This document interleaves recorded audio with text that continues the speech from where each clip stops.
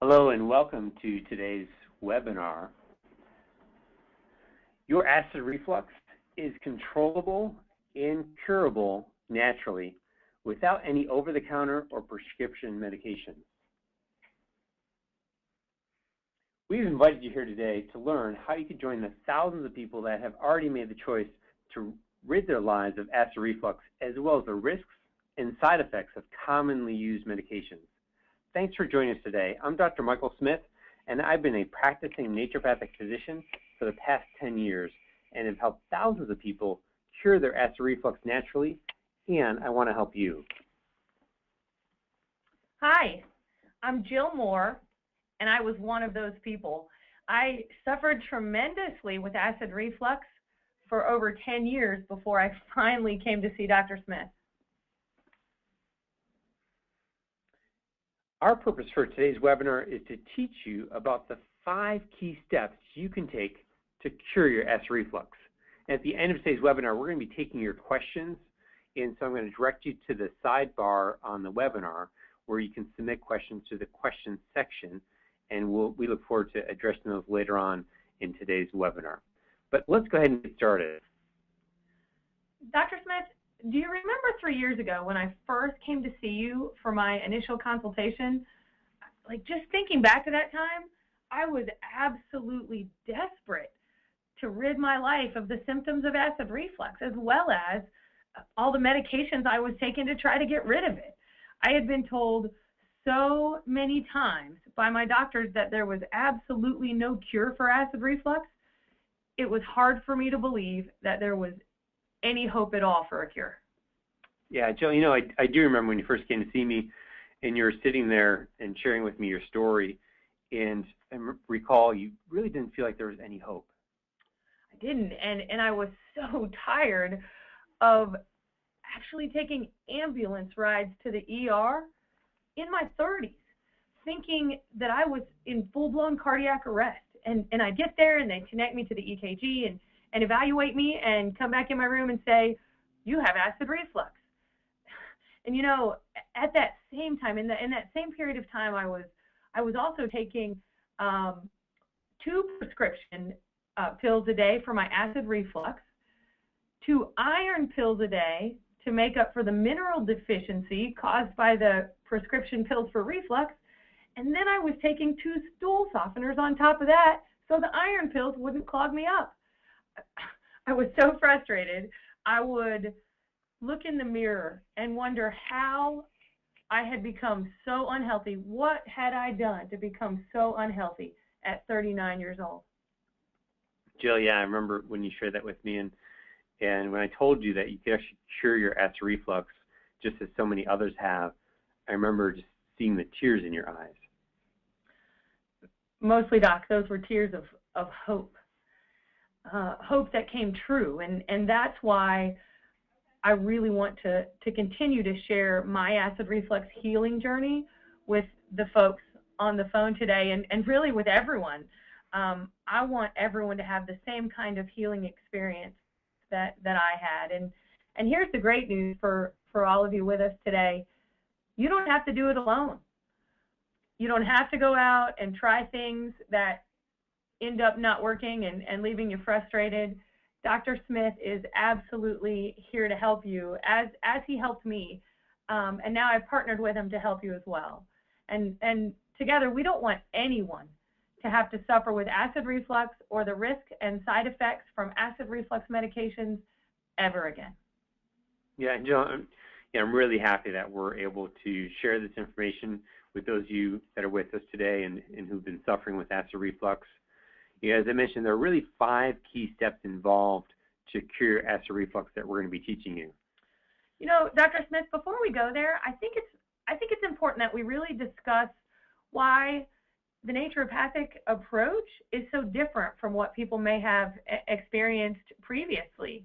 You know, it was one of the most important things I learned right out of the gate, is that the naturopathic medical approach to healing is different, absolutely distinct from the conventional medical approach.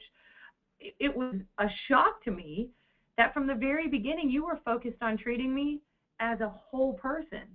You weren't just treating me as acid reflux. you really dug to get to the root cause of my acid reflux, and you weren't interested at all in just covering up my symptoms. And so over time, I learned to be in control of my own health, and I wasn't just chained to what a doctor was telling me I had to take for my illness and for my symptoms. And it was amazing to be on a journey to cure my acid reflux after so many years of struggling. Yeah, and Jill, that really truly is what my approach is, and that we're here to really teach you. It's so much my passion is to help to empower you so that you're able to take control again of your own health and help to get over the reflux that's been affecting your lives. So, really want to be able to work with every single one of you to truly cure your acid reflux.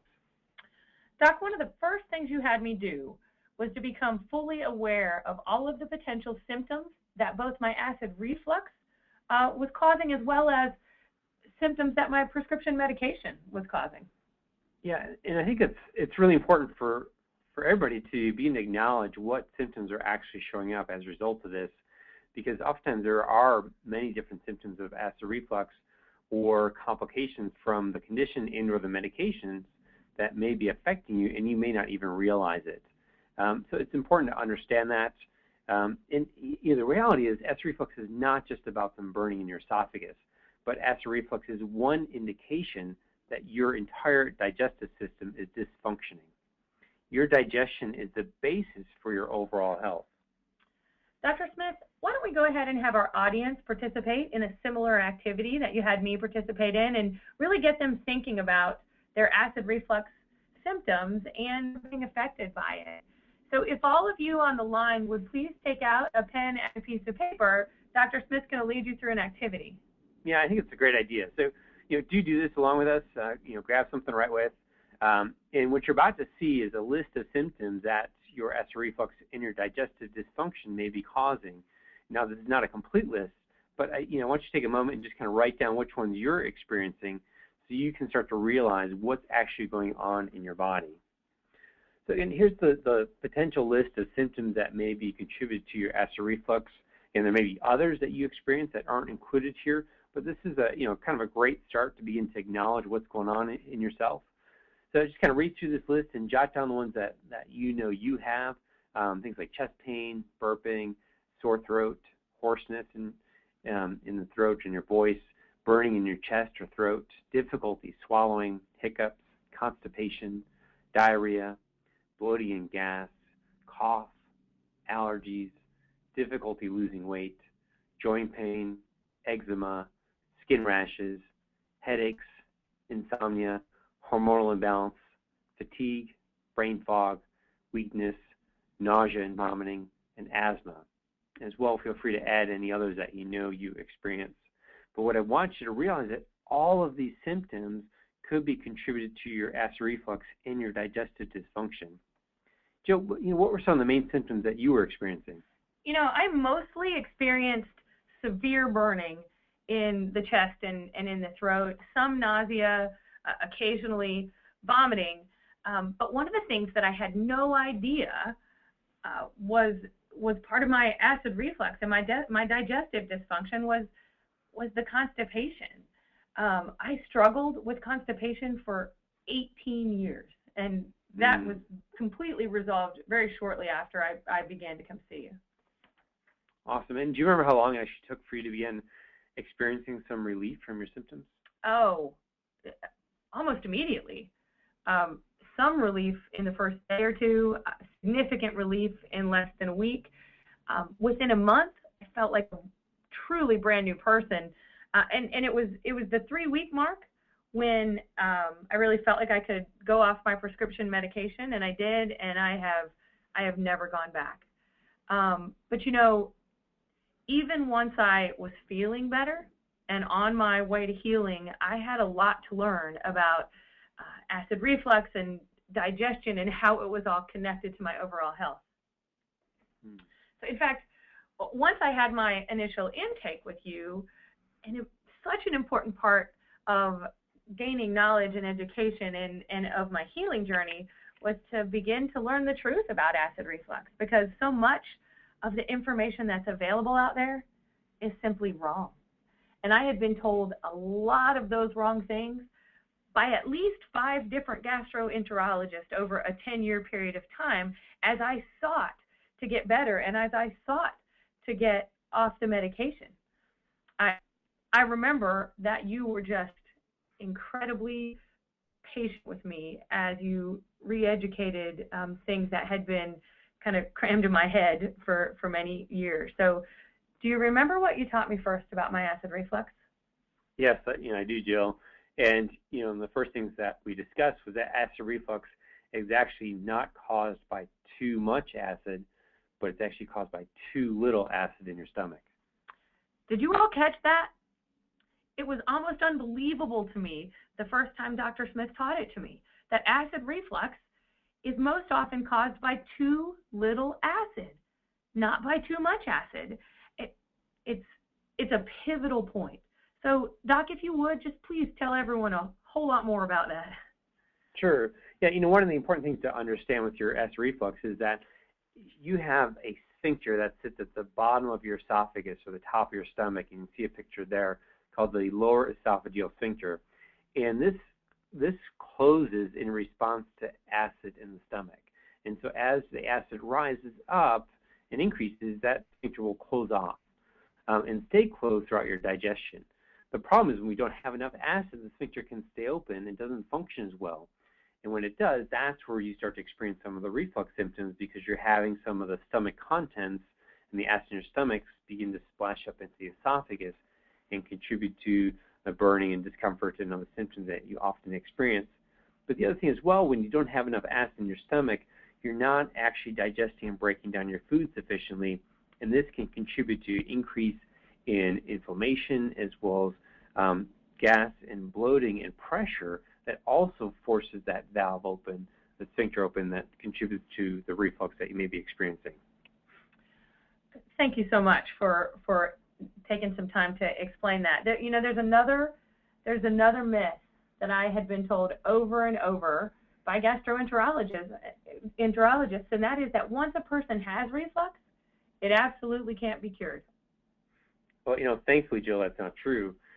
Many people have taken control of their acid reflux, and one simple way to help to cure that is to really ensure that you have enough acid in your stomach and you are digesting your food properly. That's going to help to get that lower esophageal sphincter to close. And using the right approach, you can increase your stomach acid production as well as decrease any of the gas, bloating, and inflammation, so that things are working more effectively and efficiently, and you're not having the disruption from the stomach contents splashing up into your esophagus, contributing to your symptoms. One other myth that I think is so important to completely debunk is that the medications commonly prescribed or purchased for acid reflux are harmless and can be taken forever. After taking a proton pump inhibitor for 10 years, my digestion was really messed up. I was no longer digesting iron and other minerals well, if at all. And I can't imagine what the longer term effects would have been if I hadn't come to see you when I did. And this is really an important one for those that are taking some of the different medications over the counter or by prescription. Acid reflux medications can be doing more harm than good, and there are many various side effects that come into play with this. And one of the biggest things that happens is your body is not producing enough acid. These medications are very effective at shutting down acid production in your stomach. The reason why that's so important is because your digestion, truly, it starts in the mouth where you're chewing your food and chewing it well, and once it gets to your stomach, that's where kind of the next big step takes place with your digestion, and you're able to kind of use that acid to break down your food further, so that the enzymes, which are coming next in your digestion, can have a greater surface area to act on. And without sufficient acid, you're not able to do that, and therefore you're not digesting your food well enough. You're not going to have a lot harder time to begin absorbing the nutrients necessary that you need for your own digestion, as well as certain minerals require acid for their absorption. So, what happens as a result, some of the long-term effects is that you have decreased calcium absorption, which can lead to bone fractures. You have decreased absorption of magnesium, which can lead to heart arrhythmias. And also the acid in your stomach really is protected because it's helping to kill off potential harmful pathogens and bacterium that you may be exposed to just through the food that you're ingesting. And as a result, you are at greater risk of pneumonia and also incidences of Clostridium difficile, which are very, very difficult bacterial infections to treat. And even more recently, what's been highlighted is just last month, a study came out looking at long-term use of proton pump inhibitors. And, what it showed is a couple of things. And one of the main things that has me concerned is that people that have been using it for long-term are actually showing a greater risk of developing Barrett's esophagitis and esophageal cancer, which is the whole reason in the first place that we recommend these medications for people, is to try and prevent that. So we're actually seeing the opposite happen based on this last study that came out. As well, all of these medications, both the over-the-counter and prescription, now come with a strong warning from the FDA against their use for more than 14 days. So, this is not something that's a long-term fix. It should not be something that we're taking long-term, but it's something that is there, and sometimes may be useful in very short-term periods, but are not designed for the years or even decades that I often find people are taking them for. So I'd like to go ahead and get started by teaching you about the 5 key steps involved that you need to know about to help to cure your acid reflux. So step 1 that we're going to talk about is being able to avoid the foods that actually trigger acid reflux and inflammation. Now there's the common list of foods that people often refer to that you need to avoid when you're dealing with acid reflux, so things like coffee and alcohol and tomatoes or other acidic foods. And those may be very true for you, and often for many people they are a complication of that. Also smoking, if any are smokers, is a big trigger and something that obviously you need to stop for many reasons, but also it's directly related to acid reflux. But beyond those common foods that are reported, we all have various foods that we've become or developed a sensitivity to, and we don't even realize it. And what I mean by sensitivity to is that you actually have developed an immunological response or reaction to various foods. And the reason you don't realize it or notice it is because it's probably the things you're eating all the time, so you are always reacting to these foods. And it differs from person to person, so there isn't like a list I can give you all that's true, but there definitely are some foods that I find people most often react to that could be triggering or interfering with their acid reflux, and those are wheat and dairy. They're definitely the 2 most common ones that I find that are aggravating people and that they are reacting to that can be aggravating their acid reflux. And many of you are already aware of the fact that there's certain foods that you eat, and after you eat them, you don't always feel that great after eating those foods. So really my advice to you is, twofold. One is stop doing that. Stop actually eating the foods that you know or suspect you don't feel great after you eat them. Because when you don't feel great, that's actually a sign that your body is having some type of reaction to that. And mostly it's triggering some level of inflammation. That inflammation is showing up first in the intestinal lining, so in the lining of your stomach, esophagus, and intestines, where we're starting to see that inflammation. But beyond that, it can be also causing more problems with your overall digestive system, and again, really hampering with the reflux. So one of the simplest ways or things you can do to begin to start being aware of how foods are affecting you is actually to start to track and write down, what foods you're eating, throughout the day, and how you're feeling with that. So that's definitely a simple thing that I often recommend you start by doing. Well, and it can be done really easily with a simple tracking form. We have one that I use that's really easy to use.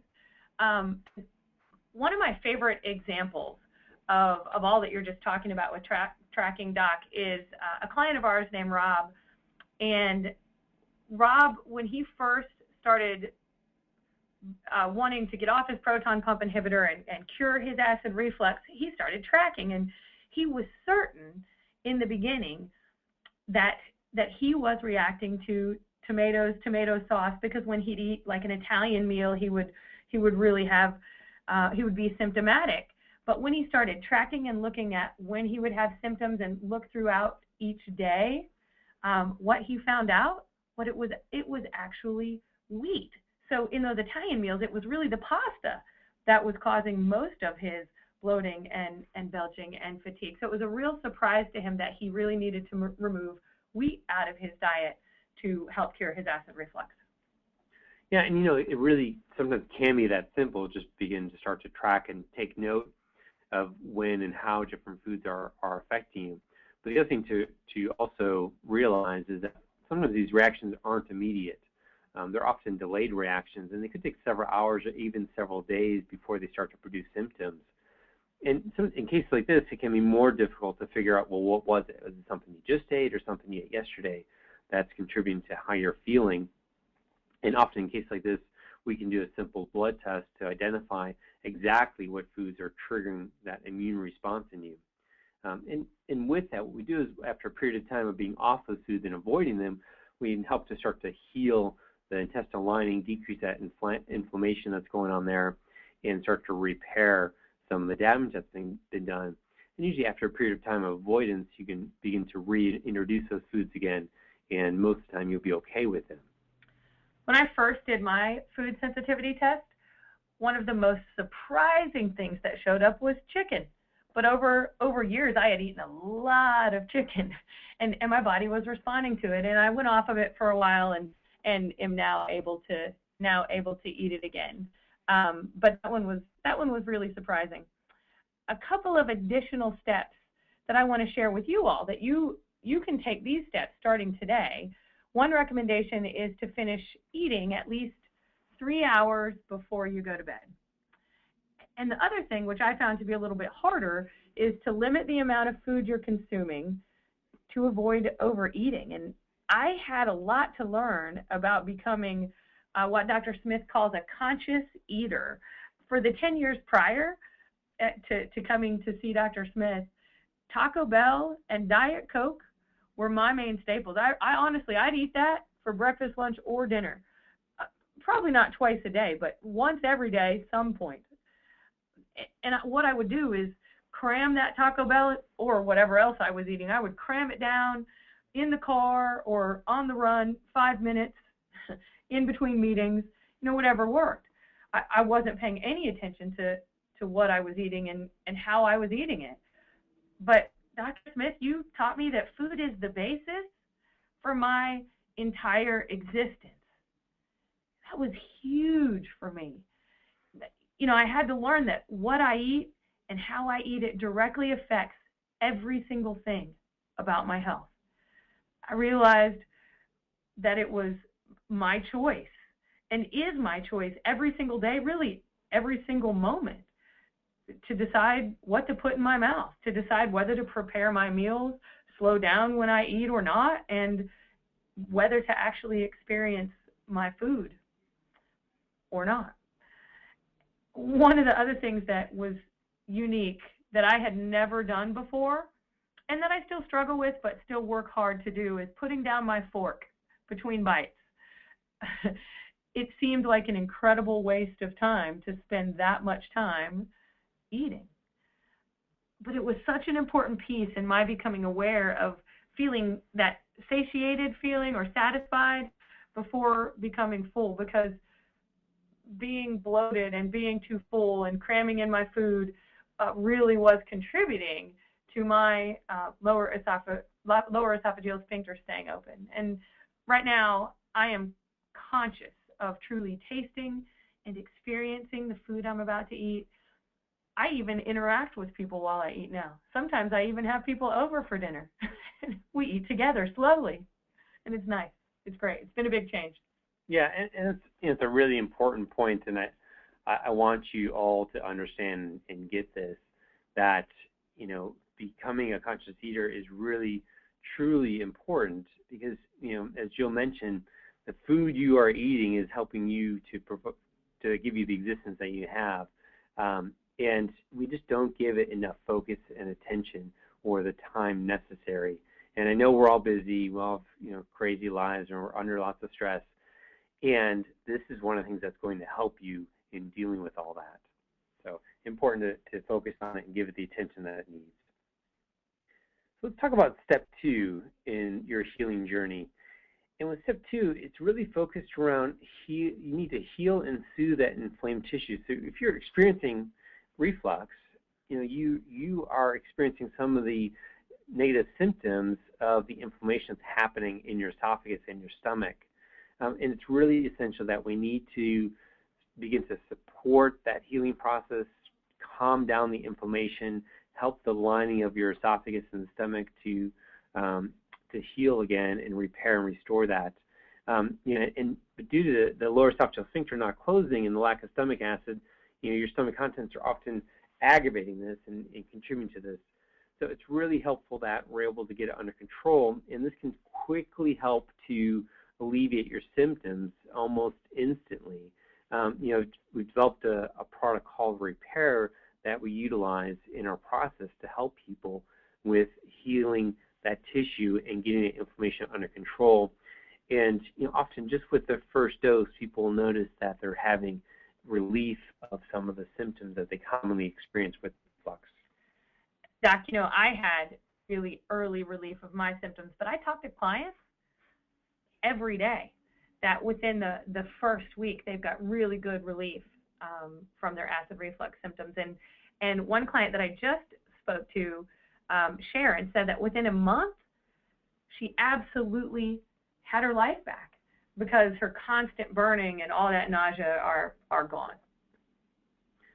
Yeah, so and again, it's an important step. We need to get that inflammation under control. We need to help to support the healing. The Repair product that we put together really is designed to do just that, so that you're able to do that quickly. So let's talk about step 3 a little bit. And this is really, again, a really important step, but one that we want to start to heal the tissue first, kind of before we head down this road with getting your stomach to start to produce more acid. Acid in your stomach is absolutely necessary to stop the reflux because we need to get that lower esophageal sphincter working properly again and get it to close so that we're not having the stomach contents splash back up into the esophagus. And as I led into earlier with your digestion, proper digestion really starts in the mouth, as you're chewing your food. And so as we talked about a moment ago with becoming a conscious eater, this is really where you're not just swallowing whole chunks of food down, but you're really chewing your food very well, almost until it's liquid before you're swallowing it down. So that way you're physically breaking the food down into smaller pieces. So when it gets into your stomach, you have greater surface area so that the stomach acid that's there and the digestive enzymes that are coming next are able to break down that food further and work very effectively in helping you to do that and really improving digestion. Now, there's a couple ways you can get more stomach acid. One, you can certainly just take stomach acid. They do sell it as a supplement, as hydrochloric acid or HCl. But that's not going to actually get your stomach to start to work better on its own. And it's really kind of the approach that we utilize is a combination of very specific herbs that are known as digestive bitters that help to stimulate your stomach to function better again. And in that, it's actually helping the stomach to produce more acid, and in that process, helping to get that lower esophageal sphincter to function better and close off, so we're no longer going to be having or experiencing some of the reflux symptoms that you've had. And I know, Jill, you've had some great results with this. Why don't you talk about some of that? Oh, I'd love to. I love my digestive bitters, and they've been incredibly effective in helping alleviate the burning in my stomach, in my chest, in my throat. They also helped me be able to swallow food without having a drink right there in case I couldn't swallow it. I take my digestive bitters in just a little bit of water about 10 minutes before I eat meals or before I have snacks. And, one of the things that I would want all of you to know is that testing digestive bitters really has become a hobby of mine for the last several years. Dr. Smith would do the research and find the best digestive bitters out there, and then I would test them. And so I've tested between 15 and 20 of the best digestive bitters available, and we are absolutely convinced that we have found the one that makes the biggest difference in the quickest amount of time. Yeah, and you mentioned water there for a minute. I want to talk a little bit about water because staying well hydrated is very important. But I actually recommend that you drink your water away from meals. So I want you to think about this as you're chewing your food well, getting into the stomach, having your digestive juices, the stomach acid and enzymes work on it and break it down. We don't want to add on top of that a bunch of liquid or water because it's going to actually dilute the activity of those of the stomach acid and other digestive juices in that process, and it can inhibit your digestion. And we're trying to improve digestion and repair that digestive dysfunction that you have and have developed. So it is really important to drink. I just want to do most of your consumption of your water away from meals. Certainly you can drink during your meal if you need to. I just wouldn't try and consume most of your liquid during your meal. A great way to make sure you're staying well hydrated is you want to just start your day with a big glass of water. I recommend this to everybody. Think about trying to consume 16 to 20 ounces first thing in the morning once you get up. Because you are already dehydrated in the morning as your day starts, because we do lose fluid throughout the night. And if you start your day with a nice big glass of water, that'll help to kind of prime the pump, get that fluid back in you, get your brain to start working better and thinking better. It'll help in all of the processes in the body. Detoxification of all your cells are going to function better, and you'll start to feel much, much better with that. So very important, again, stay well hydrated. Do drink water throughout the day, but try to consume most of that liquid away from meals. So let's talk about step 4, and an important one that as well is oftentimes there are other bacterium that may be contributing to your reflux. One of the primary bacterium that has been associated with reflux is known as H. pylori, or also called Helicobacter pylori. And one of the effects that this does is it actually can decrease the stomach acid production and be contributing to your reflux. Now, some of you may have been tested for this, and you may actually know that you have had H. pylori, and if so, your doctor may have put you on the conventional treatment, which is a pretty powerful round of 3 different antibiotics to try and treat it.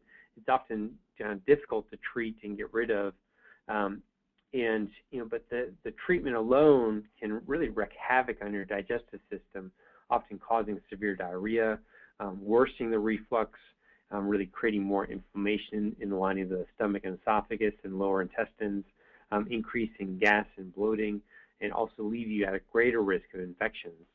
So it's not only kind of the best course to be taking, but it is something that can be important to begin addressing. About 2/3 of the population are infected with this bacteria, whether or not you realize it or have been tested with it.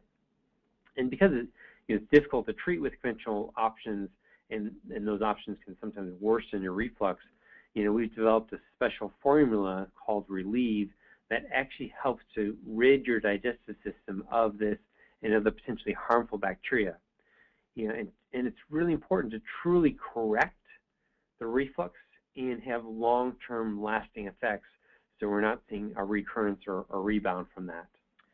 Dr. Smith, I'd like to just insert another example here. It's a client that we worked with, Robin. I know you remember her. Mm-hmm.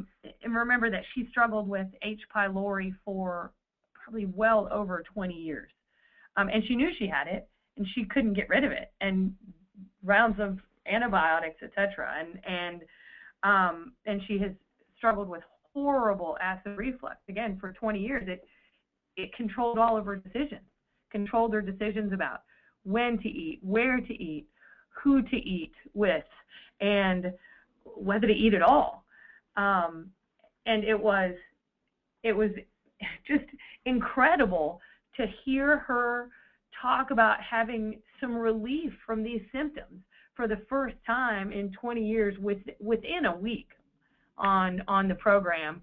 And really, after several weeks, she is no longer basing all of her decisions on her acid reflux. It's really awesome. Yeah, I can imagine. So, and I'm sure for some of you as well that you're already thinking about what to eat and when to eat, and trying to deal with some of those decisions with the symptoms of your reflux. Just being free from that is very empowering. So that's awesome. Well, you can't just kind of wipe out the bad bacterium without kind of filling the void, because what will happen is whatever bugs are still hanging around are present, or the most virulent bugs grow back and fill in that space.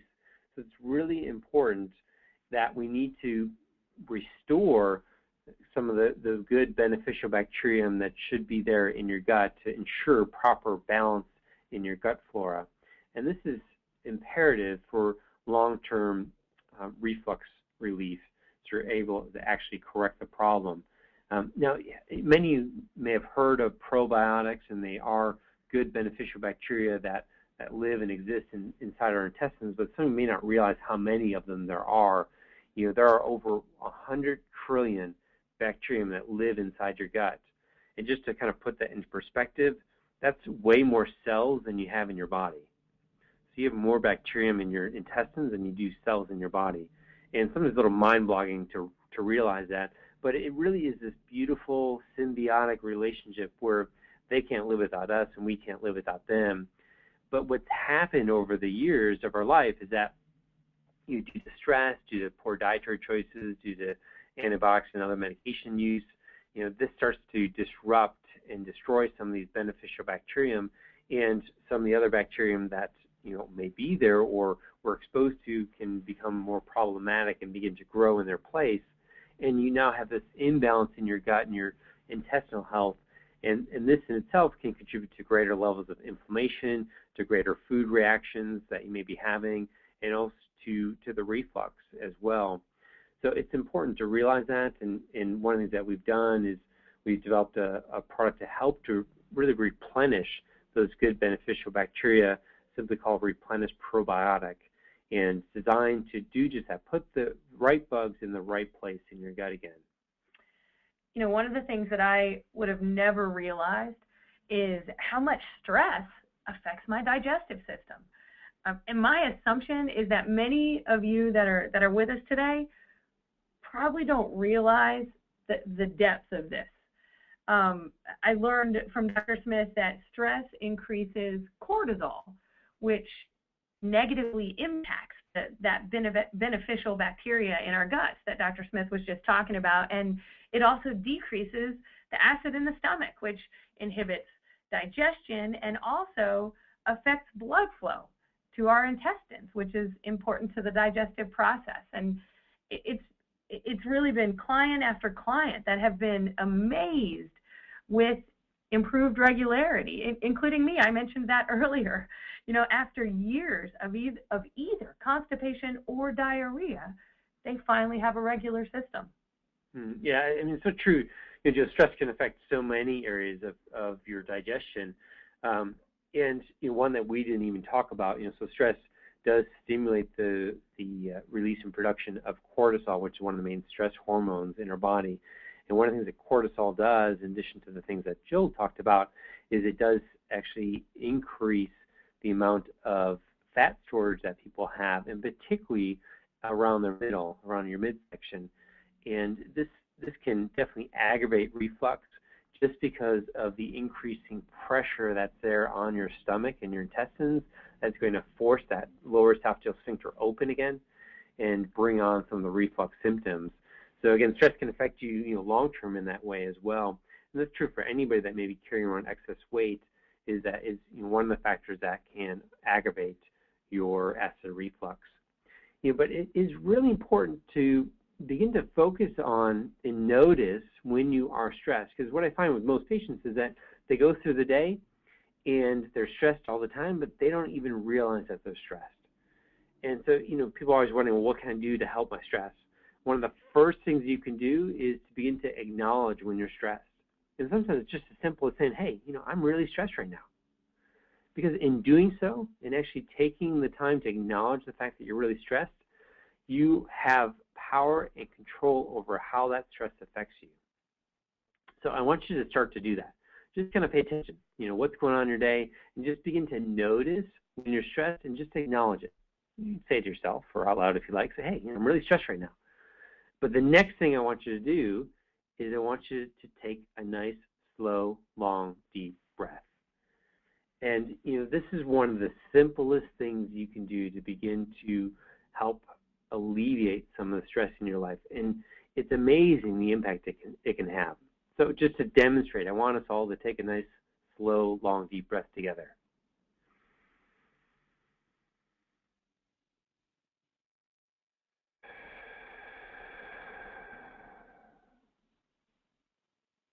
Great. Now, don't you feel different when you do that? And when's the last time you did that? The problem is that we just don't breathe enough. We don't breathe deeply enough. We're often breathing very shallowly throughout our day. And when you do breathe deeply, it helps in many ways to begin alleviating your stress. One of the ways it does that is through helping to better oxygenate your body, so it's bringing oxygen into your body and a greater level of such. You're also able to help to rid your body of toxins and toxic buildup, which is going to increase when you're under stress. The other great thing it does is it helps to stimulate what's called your parasympathetic nervous system. This is the part of your nervous system that actually allows you to calm down and relax. So really practicing taking nice, slow, long, deep breaths is very important. But, the reality that so many people go through, they say, yeah, I'm going to do that, but they don't remember to. So it's helpful to put some reminders in place for yourself. And the simple thing that I recommend people do is grab a bunch of sticky notes and put a big B on them for breathe and stick them all over the place. On your computer screen, on the mirror in the bathroom, in your car, on the fridge, in your purse, in your planner, wherever you look at. And every time you see it, take a nice, slow, deep breath. The more often you begin to do that, the more that'll become just normal for you, and you begin to start to breathe better throughout your day. And what you'll find is you're going to start to feel a ton better in doing so, alleviating some of that stress, beginning to alleviate some of the acid reflux and other digestive dysfunctions that you're experiencing. Doc, another way that you help me combat my stress and enhance my digestion is encouraging me to move and move often. In fact, you suggested I simply increase my movement throughout the day little by little, and that I should have a goal of moving 30 minutes a day, but that it didn't all have to come at once. Like I could start with these 10-minute walks and put them, wherever I could fit them in any given day. Because 3 years ago when I met you, I wasn't moving much at all, and that's despite having been very active in my lifetime, even playing college sports. And I wasn't ever significantly overweight, but I wasn't moving at that time. In fact, I was mostly just sitting at my desk, eating the Taco Bell, drinking my diet sodas, taking the elevator up one floor. I would look at the door to the elevator and the door to the stairs and take the elevator. I had really gotten lazy, and it was affecting my health. And so just changing those two things has helped me drastically increase the amount of movement I get in any given day and any given week. And now most days I get 30 minutes of movement all at one time and fit a few other 10-minute walks in. Great. That's awesome. And yeah, I'm really a big fan of just trying to put more movement into your day, because we've done everything possible to take it out. So, and you need to acknowledge that we are physical beings. We need to move. So just finding ways to stick it in. And we all drive somewhere, so you can certainly, when you get out of the car, before you go inside, take 10 minutes, walk around the parking lot. When you come back out, take another 10 minutes, walk around the parking lot. You got 20 minutes there.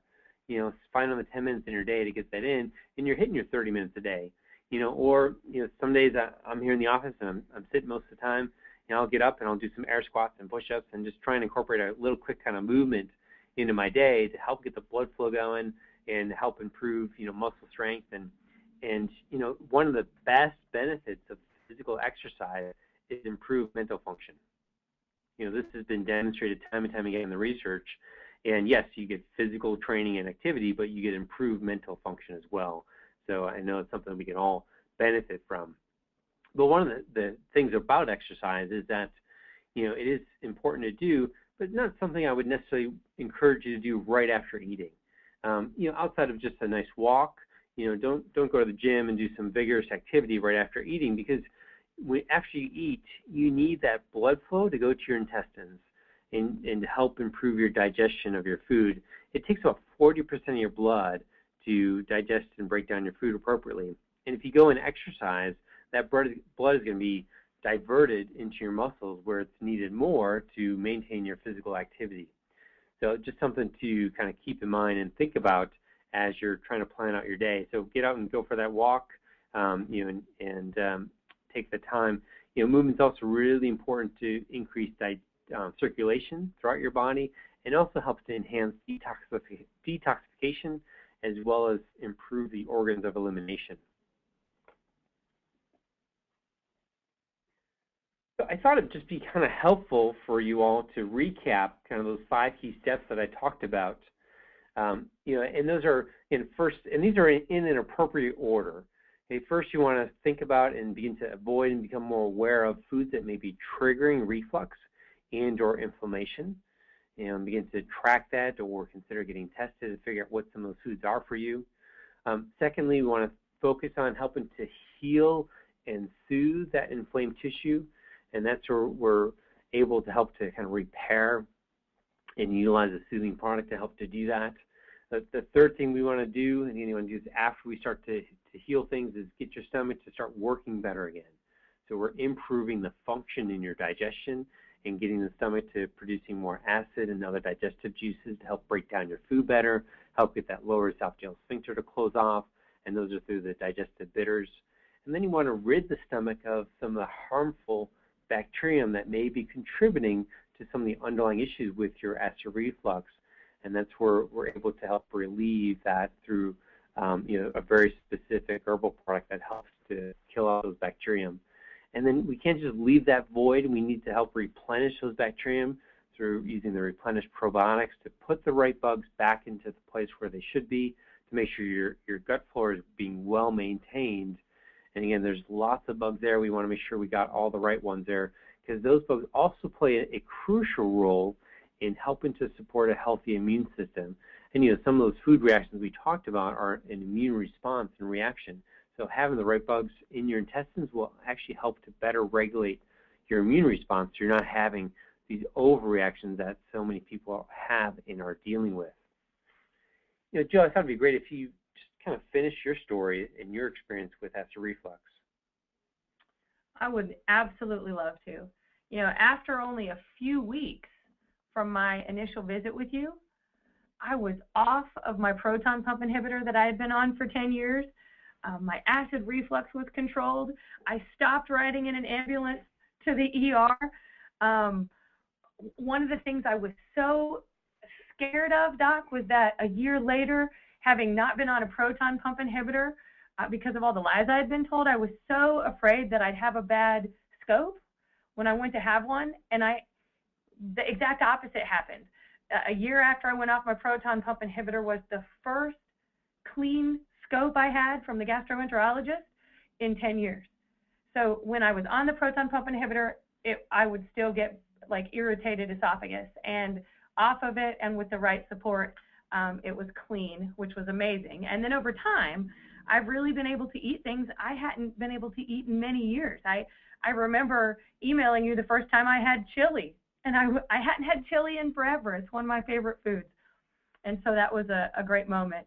But today I sit here and feel younger, better, and more energetic at 42 than I did at 32. I felt like I was dying. And now I have a lifelong commitment to being in control of my health and the health of my, and that's been one of the greatest outcomes of coming to you for a naturopathic approach in desperation to heal my acid reflux. One great choice has led to another great choice and another great choice. And Doc, I really want that same thing for everybody. Great. It's always awesome to hear you share that. one of the inspirations I get with everybody that I get the chance to work with is to realize the impacts that it has on their life and other people's lives. Well, great. We're actually coming to kind of the question and answer section of our webinar now. But before I do, I know we spent the last 45 minutes together, and you've heard some great successes that we've had and some of the people that we've worked with. And Jill and I have really worked diligently together to help to develop a process and a program to help as many people as possible cure their acid reflux. And I just want to share some of the aspects of our program with you. We've put together a comprehensive program that does include not only some of the products that we described that can help in supporting your healing. That's the repair, the relieve, the replenish probiotics, and the digestive bitters, but also our expertise in coaching along the way, which is provided via phone and also unlimited email support. So it's a comprehensive process and program, and we've been able to package all that together for you for $379. And I'm going to send everybody out a email shortly after the end of the webinar with all the details so that those of you that are ready to cure your own acid reflux can go ahead and get started with that. So I'd now like to kind of open up for questions, and you can use kind of the sidebar on your webinar to be able to ask those questions. So if anybody has any questions at this time, love to hear from you. And I'm just going to kind of flip over and try and answer some of those. So one of the first questions we had is on alkaline water, and does that interfere with producing stomach acid?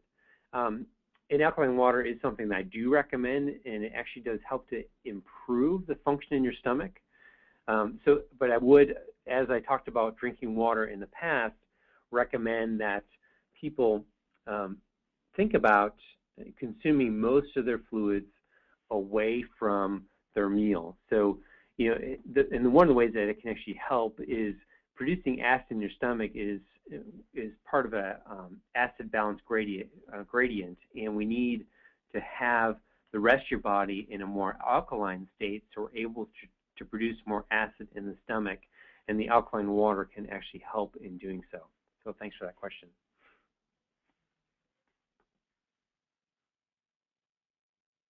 Another question we had is just around getting reimbursement from insurance for our program. It's something that would be dependent on your insurance company and something you can check with them about. If you have your prescribing doctor that may be willing to kind of refer for that, you may have greater likelihood with it. It's not something that we deal directly with insurance at all, but you can certainly check with your insurance company about that. Another question was with regards to coffee and if decaf coffee should be avoided as well. Coffee can be a trigger, and for some people it is the caffeine, but for many I find that it actually is the coffee itself. And so you may just want to switch things up and see what you notice by going completely off coffee and possibly switching over to an herbal tea or a green tea or something like that. You may find that your symptoms are better improved through that process.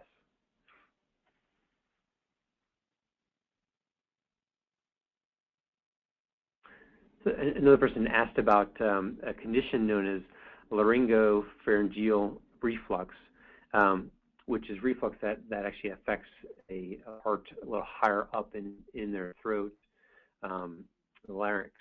And really the approach is very much the same, because it is related to kind of a underlying digestive dysfunction that's going on, and we want to help to kind of repair and restore and get your digestive system back working properly again.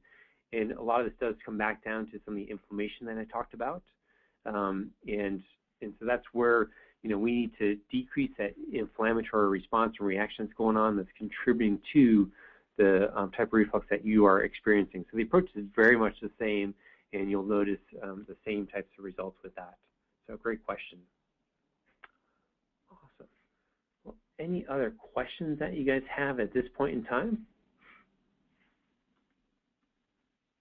Cool. Well, I really want to take a moment and just truly thank you for taking the time out of your day, because I know we all have busy schedules, and really taking an interest in your own health to learn more about what you can be doing to get control over your own acid reflux. And we would truly love to partner with you in that process. There is a website you can learn more about our program, and that's cureyouracidreflux.com/webinar. That's going to talk specifically about the opportunity that you guys have from participating on our webinar to work with us. And again, I will be sending out an email shortly here to you with more details and a direct link to that so you can learn more about the program and choose to go ahead and get started for yourself. So thank you again once today for your attention. I do appreciate that greatly. Yes, thank you all so very much. And I truly mean this. It's changed my life to be acid reflux free, and I would really love to walk alongside of you and help you become acid reflux free as well. So thanks again for joining us today. You guys have a